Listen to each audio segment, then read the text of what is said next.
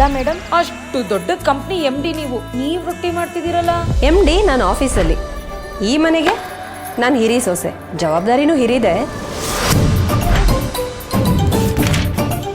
ಏನ್ರಿ madam, ಫೈಲ್ಸ್ಗೆ sign ಹಾಕೋ ಕೈ ರಂಗೋಲಿ ಹಾಕ್ತಿದೆ. ನಾವು ಹಾಗೇನೆ ಆಫೀಸ್ ನೋಡ್ಕೋತೀವಿ, ಮನೇನು ನಿಭಾಯಿಸ್ತೀವಿ.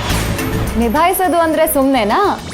ಅತ್ತೆ, ಇಬ್ರು ಭಾವಂದ್ರು, ಒಬ್ಬ ಮೈದ್ನ, ಒಬ್ಳು ನಾದ್ನಿ, ಇಬ್ರು ಪುಟಾಣಿ, ಒಟ್ನಲ್ಲಿ ತುಂಬಿರೋ ಮನೆ. ಅಷ್ಟು ದೊಡ್ಡ ಹುದ್ದೆಲಿದ್ದೀರಾ, ಐರನ್ನು ನೀವೇ ಮಾಡ್ಬೇಕಾ?